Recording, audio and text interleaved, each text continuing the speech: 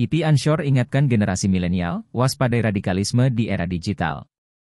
Ciamis Gerakan Pemuda Anshor Kabupaten Ciamis menyoroti maraknya terorisme dan radikalisme yang diakibatkan dimensi dunia digital. Menurut Ketua EP Anshor Kabupaten Ciamis Maulana Sidik, terancamnya generasi muda menjadi sasaran doktrin perpecahan hidup berbangsa dan bernegara. Apalagi dalam 6 bulan terakhir, di wilayah hukum Polres Ciamis, dan Pangandaran, diketahui ada 6 tersangka teroris yang berhasil diciduk tim Densus 88. Pihaknya pun mengimbau seluruh generasi milenial untuk menghindari konten digital yang bermuara dari organisasi yang sudah dilarang dan bersifat ilegal.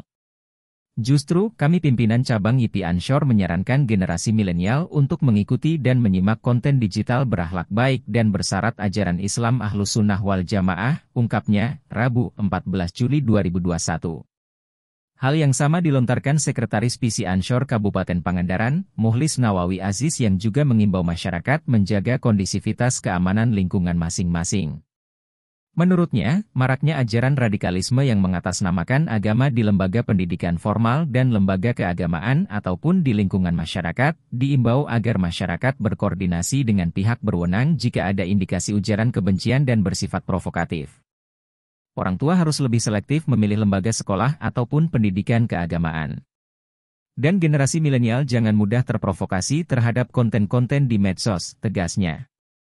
Maka itu, Muhlis juga mengajak masyarakat bersama-sama mengajarkan kepada generasi milenial Islam yang merangkangkul, Islam yang mengajak dan Islam yang rahmatan lil alamin untuk keutuhan Islam Ahlus Sunnah wal Jamaah dan keutuhan NKRI. Sementara itu, aktivis muda Ciamis, UST. Andi Ali Fikri mengingatkan, umat Islam harus mencontoh Nabi terutama dalam menyikapi berbagai permasalahan. Dirinya lebih menyoroti bagaimana Nabi dalam melakukan ekspansi dakwahnya. Terkait pemahaman bagaimana melakukan metodologi dakwah, Andi menjelaskan, ada 2 hal yang jadi sandaran diantaranya sebagai agen moral bagaimana Nabi menyempurnaan akhlak dan amar ma'ruf nahi munkar sebagai agen humanity. Sebagai agent of moral harus kita tampilkan sekarang karena pola ini yang layak dilaksanakan dalam metodologi dakwah. Dan amar ma'ruf nahi munkar sebagai agen humanity, harus ada nilai kepedulian kemanusiaan, kepedulian terhadap siapapun yang ada di sekitar kita yang dalam keadaan tertindas, siapapun itu, jelasnya. Menurut Andi, pendekatan mengenalkan Islam itu rahmatan lil alamin, bagaimana Islam dikenalkan secara humanity, bagaimana cara mengenalkan Islam secara baik. Gambaran ini supaya tidak salah langkah dan tidak mencederai Islami.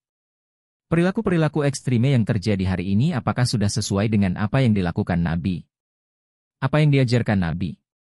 Apakah betul perilaku ekstrim itu menjadi solusi? Atau tindakan ekstrim itu akan melahirkan satu kemaslahatan atau malah melahirkan kemudaratan? Ini harus menjadi renungan dan jadi bahan evaluasi agar langkah ke depan sebagai agen moral, agen ma'ruf nahi munkar humanity berjalan, jangan sampai perilaku ekstrim akan merusak tatanan yang dihadapi hari ini, pungkas Andi. Sumber tribunrakyat.com